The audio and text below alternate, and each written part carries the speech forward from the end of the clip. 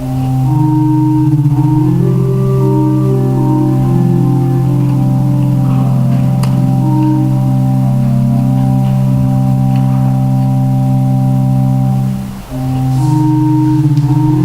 you present the Catholic order to which you belong? What is called, who founded it, and what kind of work does it do? Okay, yeah, my congregation is Daughters of Mary, Mother of Mercy. It was founded in 1961 by late Bishop Anthony Gogomwedo, and it was founded in Nigeria. So we celebrated our 50 years anniversary last year. So we have more than 1,000 sisters working in different countries in the world. And our main apostolate is working in schools and hospitals. So we have sisters that are medical doctors, nurses, professors, principals, working in different fields. So we are very, very active in the society. Thank you. How come you become a nun? Well, it's a long story, but I have a very strong Catholic background. So my father served the church for more than 50 years as what we can call here married deacon. And also my mother supported him in so many ways, teaching catechism and taking care of children in the church.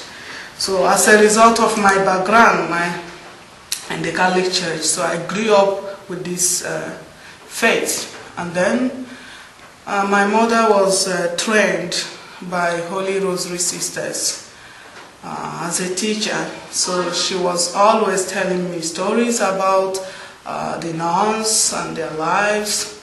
So it was through her that I got inspired to become a nun. But actually at the beginning she didn't agree, but I had to take my decision to become what I want to do, what I want to be, so yeah. How did you find your way to the order you belong to?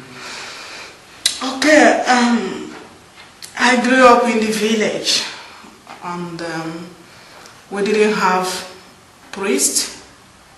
It was my father who was serving as a deacon and catechist, and also we were having priest once in 2 months to celebrate Mass. So, but through the support of my parents, so I happened to visit my brother living in the city. That was where I found the congregation.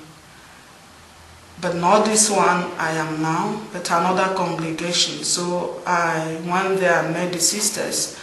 So they thought I just came out at that 1992, that I just came out from secondary school.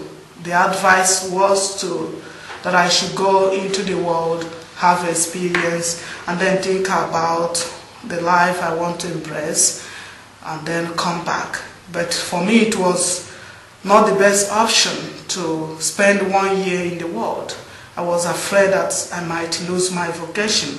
So then one of the sisters directed me to Umuahia, where we have the Daughters of Mary, Mother of Mercy. So through the support of the sister, I was able to find the congregation where I belong to. And then I went, they interviewed me, and then they said, okay, you have every qualification to be taken in as aspirant. So That was how I found myself at the congregation of the Daughters of Mary, Mother of Mercy. So after aspirancy, I was taken into postulancy and then to novitiate. Yeah. What kind of work does your order do in Sweden? We came through the invitation of Bishop, the Catholic Bishop of Stockholm, Bishop Anders Aborelius, to work with African Catholic community here, Africans in Sweden.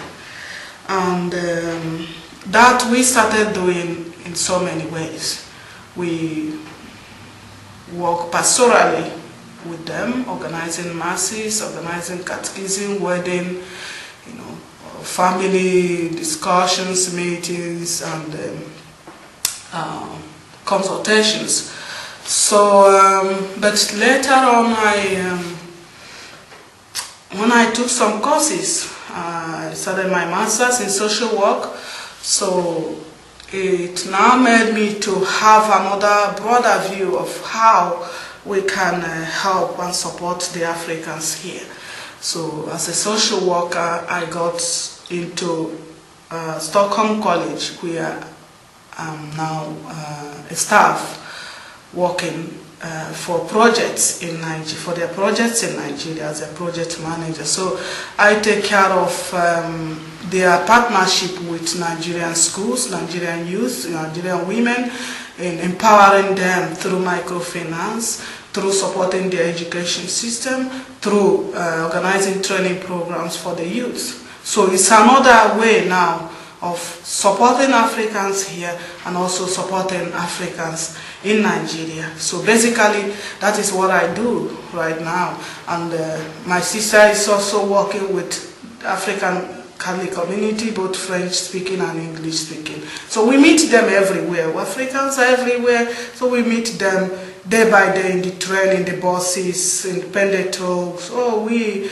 are really doing a very, I would say, God is helping us to support them in our own little way, So we also organize Rosary telephone conference, saying the Rosary through the telephone, and then, receiving their calls at any time of the day, of the night, where we have open telephone for such services. Yeah.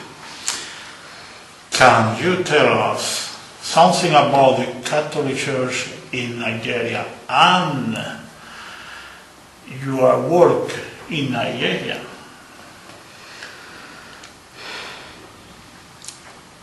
Catholicism in Nigeria is very strong. Though Nigeria is a very big country with not less than 150, 170 million, estimate of 170 million people in Nigeria. And statistically we are told that Muslims have a percentage of 60 and Christians have 40%. But a lot of people are Catholics, especially in the eastern part of Nigeria, where I come from. We have many priests, we have vocation sisters, so the church, Catholic Church, is very, very strong. And culturally, it affected us also because we still have a very strong culture that families are expected to belong somewhere in the church, to belong somewhere, to have faith somewhere. So many people are Catholics in the eastern part. So, and they are really devoted Catholics. So the Catholic Church in Nigeria is booming. They take care of their priests. It's quite different here. We take care of our priests and nuns in a very special way. So. And about your work in Nigeria? Well, As a person, my congregation, as I said, work with education, hospitals, and then taking care of the orphans, abandoned children. So I worked in several fields. As a teacher, I worked as in the orphanage, and the last I did was as a project manager, taking care of the university my congregation wanted to build. So I was the one running about securing the land, and as well processing the documents for the registration. Actually, that was the last work I did before coming to Sweden. So I have my background. I have handled work in youth work, in education, in hospitals, orphanages, and then as a project manager also. From your perspective, what is the role of women in Africa's society of today? Can they actively contribute to change in society? Yes. When you say Africa, it's very large continent, and it varies, the roles varies from country to country. So I can say perfectly well about Nigeria because that is where I grew up, and from my experience within the Swedish society, where I have met African women from East Africa, I can tell little, though I haven't been to any country, any East African country, but I know that women play a very important role in the family, in the community, because they take care of their children. They are very, very hardworking, industrious. They, very strong. They are very strong. They take heavily part of the family responsibility, especially when it concerns with raising of the children. In Nigeria, men are out there, they believe it is their duty to be there, to make money, and then come home and, ask the woman, how are you? How are my kids?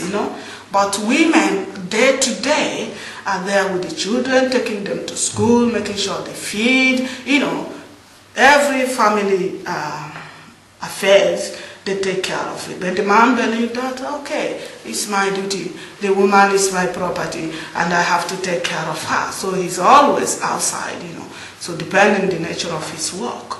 But these days also is changing. It's changing. Some men who are educated see that there must be a balance in the relationship, in taking care of responsibilities. So some men these days are committing to making sure that they don't just allow the woman to suffer alone, especially in taking care of the children,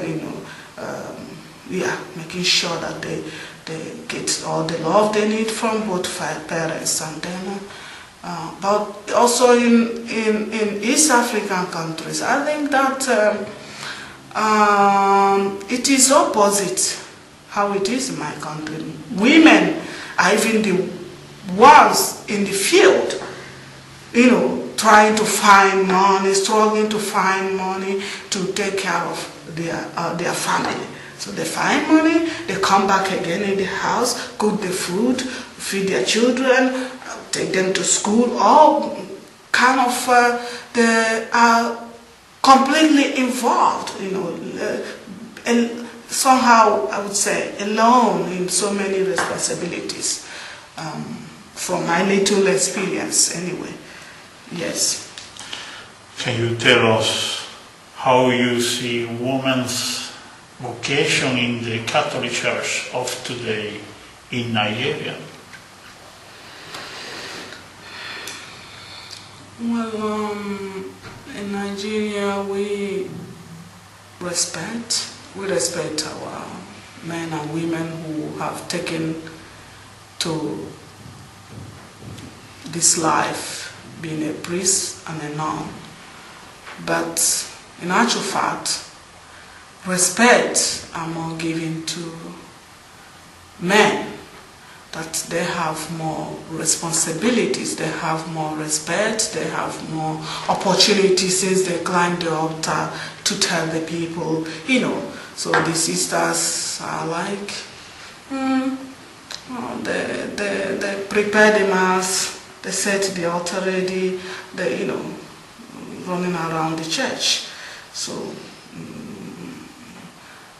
the priest is always at the helm of affairs.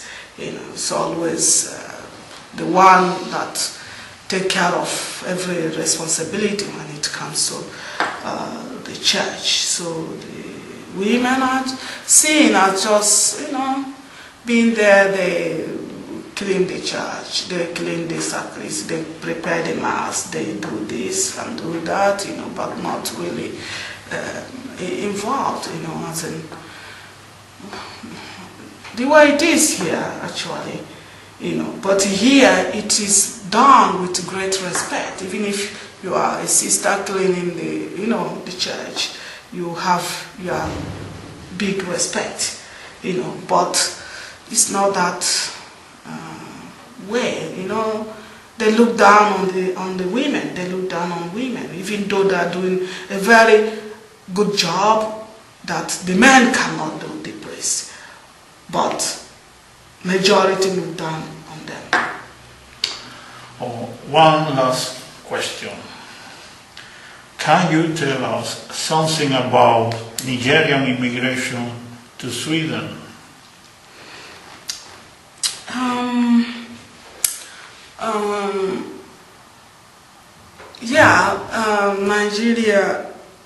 Nigerians here